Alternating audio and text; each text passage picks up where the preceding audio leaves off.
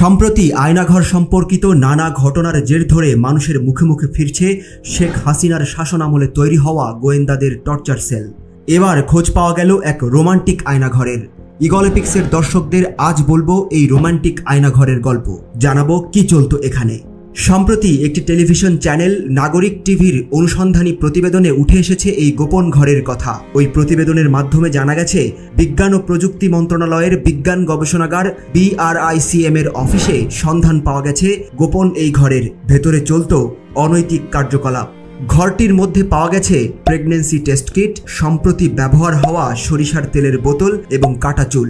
জানা গেছে প্রতিষ্ঠানটির ডিজি এবং প্রধান বৈজ্ঞানিক কর্মকর্তা মালা খানের কক্ষের ভেতর পাওয়া গেছে গোপন এই ঘর। এই গোপন ঘরের দরজা এমনভাবে ডিজাইন করা যে দরজার ঠিক সামনে দাঁড়িয়েও আপনি বুঝতে পারবেন না আপনি একটি ঘরের দরজার সামনে দাঁড়িয়ে আছেন।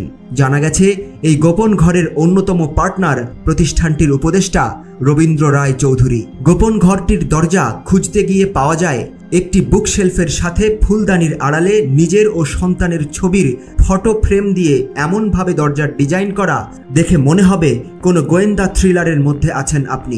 দরজা খুলে ভেতরে ঢুকতেই চোখ পড়ে একটি খাটের উপর, যার উপর বালিশ রাখা আছে দুইটা। প্রতিষ্ঠানের অন্য বৈজ্ঞানিক কর্মকর্তাদের কাছে ইতিপূর্বে মালা খানের কক্ষের বেশ কিছু অসঙ্গতি চোখে পড়লেও তারা ভয়ে মুখ খোলেননি। অনেকেই বলছেন মালা খান তার কক্ষে প্রবেশের পর মাঝে মধ্যেই উধাও হয়ে যেতেন।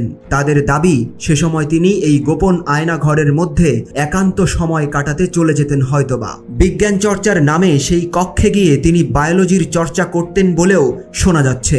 এই গোপন ঘরের আরেক পাশে পাওয়া যায় আরেকটি দরজা। সেই দরজা খুলতেই পাওয়া গেল আরও অবাক হওয়ার মতো তথ্য।